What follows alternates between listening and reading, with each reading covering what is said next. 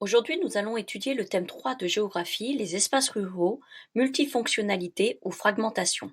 Nous verrons tout d'abord le chapitre 1, en France, des espaces ruraux multifonctionnels entre initiatives locales et politiques européennes.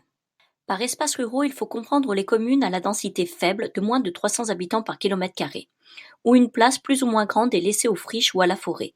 Ces espaces ruraux représentent 90% du territoire français et 35% de la population. Ils connaissent d'importantes mutations depuis 30 ans, tant sur le plan de leur population, de leurs activités que de leur bâti. Aussi peut-on se demander en quoi de multiples acteurs font-ils des espaces ruraux, des espaces de plus en plus multifonctionnels.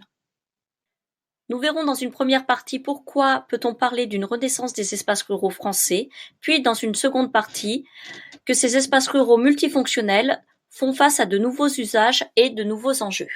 Aujourd'hui, les campagnes sont globalement attractives. Depuis 1975, leur population augmente de plus de 1% par an, c'est-à-dire le double de l'augmentation des espaces densément urbanisés. Elle s'explique par l'attractivité migratoire des communes proches des agglomérations, mais aussi grâce à un excédent des naissances sur les décès. De nouveaux habitants au profil sociologique diversifié s'installent à la campagne. Ils sont attirés à la fois par des facteurs économiques, emploi, prix inférieur du logement, et par une vision positive suscitée par les représentations de la ruralité, qualité de vie, image de la nature.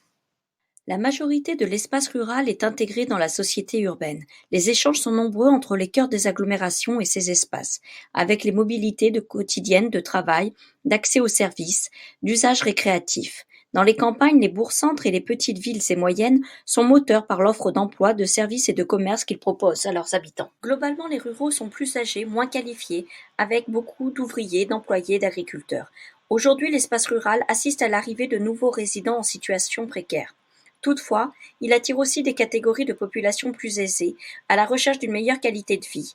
Ce sont des cadres, des chefs d'entreprise qui peuvent télétravailler et qui sont très mobiles. À l'opposé des espaces ruraux périurbains en croissance, plus jeunes et actifs avec des catégories socio-professionnelles aisées et des classes moyennes, se situent des campagnes de très faible densité dites hyper-rurales, plus fragiles et isolées, vieillies, aux revenus inférieurs à la moyenne nationale. Une fragmentation rurale s'affirme en France en raison de la diversité des habitants et des espaces ruraux. Dans les campagnes, l'agriculture est toujours présente avec 10% des emplois ruraux et participe à l'entretien de l'espace. Associée à des emplois dans les services et l'industrie de transformation, elle participe à la vitalité rurale. Ces espaces sont bien intégrés aux marchés mondiaux grâce à la spécialisation, à l'agrandissement des exploitations, mais aussi à l'impulsion des firmes de l'agroalimentaire. Quelques grands modèles se dessinent, les systèmes de grande culture du bassin parisien, l'élevage intensif de l'ouest ou plus extensif en montagne, les cultures spéciales des plaines méridionales. Cette agriculture prend différentes formes, la grande entreprise productive ou l'exploitation de proximité avec la vente directe aux consommateurs, les labels de qualité ou l'agroécologie. Aujourd'hui, l'espace rural est plus industriel et ouvrier qu'agricole. Depuis les années 60, le développement des industries agroalimentaires a renforcé le poids des emplois industriels. La place des services est prépondérante. La moitié des emplois relèvent du secteur tertiaire, avec le poids croissant des fonctions touristiques et récréatives. L'installation de nouvelles populations comme les retraités, les résidents secondaires, les touristes ou les télétravailleurs semble encourager une économie résidentielle. Des formes de gentrification gagnent le rural. Les espaces ruraux en marge connaissent parfois un renouveau en bénéficiant de mesures de protection et de maintien de la biodiversité dans le cadre de parcs naturels.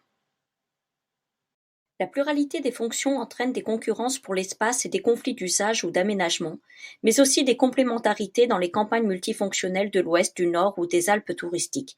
Dans les couronnes périurbaines, la pression sur les sols est forte, mais la planification urbaine tente de préserver des espaces naturels et agricoles. Les espaces hyper-ruraux, c'est-à-dire isolés, vieillissants, peu peuplés, sont l'objet d'aides de l'Union européenne pour s'équiper numériquement et avoir plus de services à la population.